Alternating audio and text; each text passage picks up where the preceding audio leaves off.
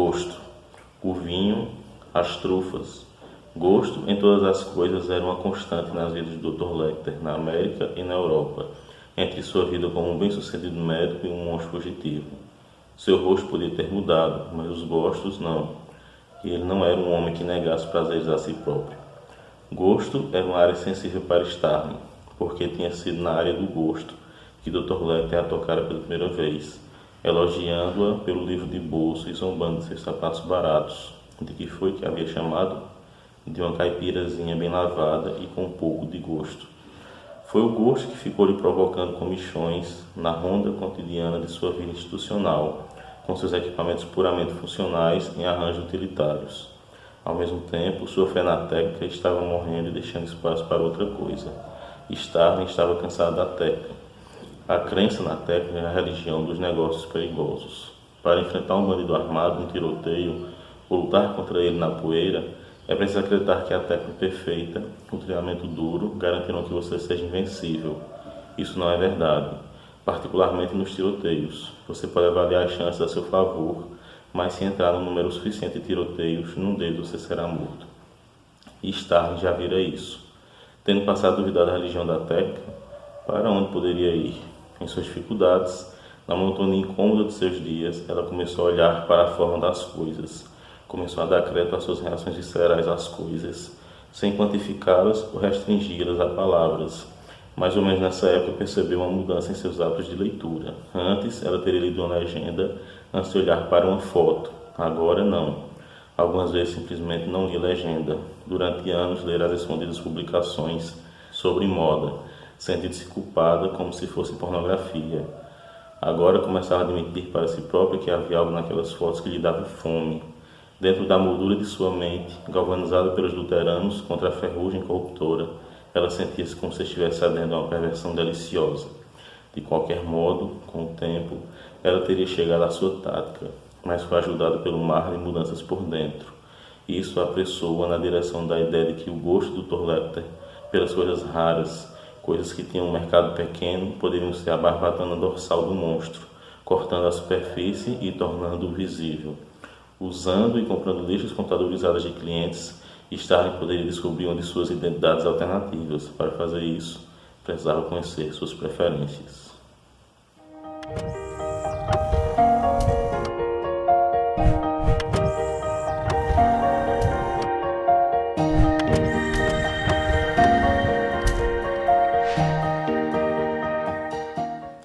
Bem-vindo a mais um Quixotado, seu programa de literatura. Trazendo hoje um especial de Dia das Bruxas com um dos monstros mais icônicos, mais amados, mais conhecidos e cultuados da cultura pop, o nosso querido Hannibal, criação do Thomas Harris. Thomas Harris é um escritor estadunidense, nascido em Jackson, no Tennessee, que tem duas datas para o nascimento dele em várias fontes oficiais, inclusive nas editoras que publicaram seus livros. Tanto consta o dia 11 de abril como o dia 28 de setembro como possíveis datas de seu nascimento. Eu não consegui saber qual é a verdadeira, mas o ano é o 1940 e está então com 79 anos atualmente e criou um dos mais icônicos personagens de todos os tempos, o Hannibal Lecter. Nesse programa eu vou falar sobre o Hannibal, o terceiro livro da trilogia, já que surgiu depois. Um quarto livro seria A Origem do Hannibal Lecter. Mas isso aqui seria o fechamento da trilogia e fecha com chave de ouro porque ele realmente mostra uma curva do personagem e também uma curva da Clarice Starling, que é um personagem importante desde o segundo livro, O Silêncio dos Inocentes, que é também a adaptação mais icônica desse personagem para o cinema. O Hannibal também já teve uma adaptação para um seriado, mas nada supera o Anthony Hopkins, A cena dele amarrado com a máscara é tão icônica que está sempre nas aberturas do Oscar, Inclusive esse filme, O Silêncio dos Inocentes, ganhou 5 Oscars quando foi lançado em 1991. E em Hannibal, finalmente temos o Dr. Lecter como personagem principal, Nos livros anteriores, tanto o Dragão Vermelho como O Silêncio dos Inocentes, ele estaria encarcerado e ajudaria agentes do FBI a caçar outros serial killers. Enquanto que no final do Silêncio dos Inocentes ele consegue se soltar, uma fuga muito interessante também. E em Hannibal ele está livre e descobrimos que ele está em Florença, inclusive se candidatou a ser o curador do Palácio Vecchio, lá em Florença, que seria um palácio do século XII e século XIII, e que seria um museu muito importante, inclusive guardando sonetos originais do Dante, e ele inclusive é capaz de recitar esses sonetos com o acento da linguagem da época. Interessante. E o Rinaldo Pazzi, que é descendente de um Pazzi que é famoso lá em Florença, que ele foi enforcado por tentar trair um cardeal. Esse Pazzi é um policial que caiu em desgraça porque prendeu alguém como se fosse um serial killer, e depois os crimes, e o monstro continuaram. Então ele cai em uma certa desgraça e aí fica em investigações menores. Mas ele consegue descobrir que esse candidato a curador do Palácio Vecchio é, na verdade, o Hannibal Lecter. Então ele bola um plano para tentar prendê-lo, entregá-lo ao Mason Verger, que foi a primeira vítima do Hannibal Lecter e uma das poucas que sobreviveram. Apesar de que ele sobreviveu de uma forma bem deplorável, ficou tetraplégico e o seu rosto foi quase totalmente comido por cães que estavam famintos. O Dr. Lecter era psiquiatra do Mason e da irmã dele, a Margot Verger, e como psiquiatra conseguiu seduzir esse bilionário que tinha tendências sexuais e que abusava sexualmente da irmã e de outras crianças em acampamentos cristãos. Então o Mason Verger tem um desejo muito forte de vingança contra o Hannibal Lecter. Inclusive talvez seja isso o que o mantém vivo. E ele tem esse serviço internacional que procura saber onde o Hannibal está para que ele possa pegá-lo antes das autoridades e então praticar a sua vingança. Mas o plano dá um pouco errado porque o Hannibal percebe que o Rinaldo Pazzi está de olho nele e então consegue matá-lo de uma forma similar à morte do seu antepassado e fugir. E ele, como todo bom criminoso, foge justamente para o lugar onde ele é mais procurado. Ele decide ir para os Estados Unidos. E então começa a segunda parte do livro. Ele vigia a Clarice Starling e o pessoal do Mason Verger, inclusive assassinos lá da Itália também, sequestradores que entram para a equipe dele para tentar prender o Dr. Lecter, e um deles inclusive é assassinado por Lecter durante a fuga dele lá em Florença. Esses assassinos levam porcos para os Estados Unidos para que esses porcos façam o mesmo serviço que os cães fizeram com o Verger, devorar o Hannibal Lecter aos poucos. Então esse é o enredo básico do livro. Eu não vou entregar o enredo completo para que vocês não percam o gosto pela leitura, já que é um thriller, então é bom a gente manter os segredos. Mas o Thomas Harris cria vários núcleos. Então o núcleo da Margot, por exemplo, o grande problema dela é que ela quer ter um filho com a sua namorada e para isso ela quer que o mesmo, seu irmão, doe esperma, para que seja feita inseminação artificial. Só que ele se nega, então ela fica ajudando a tentar prender o Dr. Lecter, nos seus planos de vingança, para com isso conseguir essa doação para que mantenha a herança na família. Ao mesmo tempo, temos também a Clarice Starling, que está passando por grandes problemas do FBI, porque ela participou de um tiroteio em que matou uma traficante que estava com o filho no colo.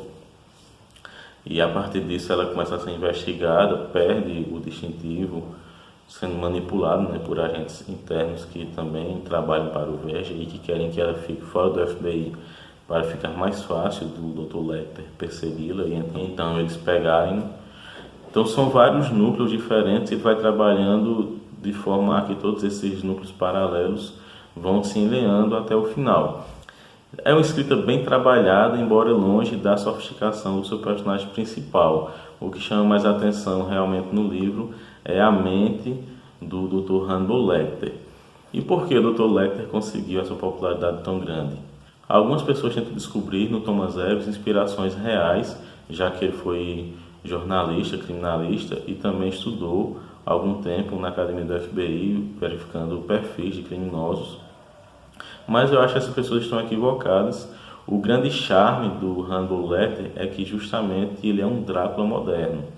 Já falamos sobre o Drácula, né, do Bram Stoker, no nosso primeiro especial Dia das Bruxas, e na verdade você vai ver que o Hannibal Lecter é nada mais nada menos do que um Drácula pós-moderno. Ele é, ao invés de um vampiro que bebe sangue, alguém que come carne, ele é canibal. Ele também vem do leste europeu, só que da Lituânia, não da Transilvânia. Ele era filho de um conde, o Conde Lecter.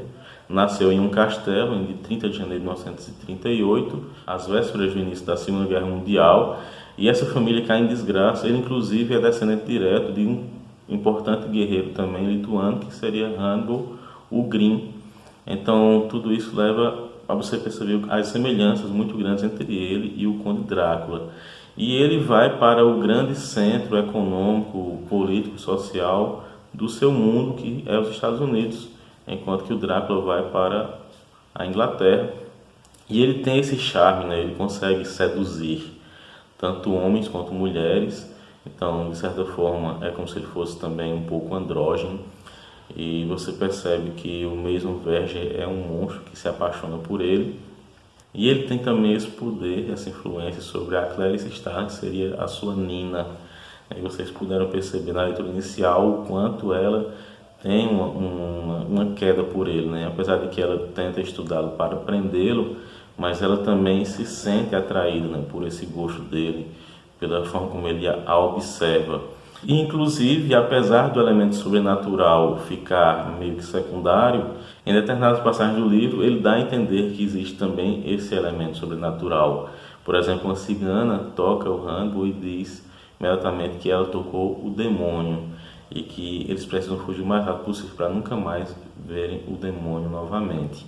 E um dos criminosos que sequestra o Dr. Lecter, né, para fazer com que ele seja devorado pelos porcos, diz em determinado momento que é como se os porcos o reconhecessem como o seu líder, como alguém que está acima deles. Isso também remonta claramente ao Drácula, né, que tem controle sobre os animais.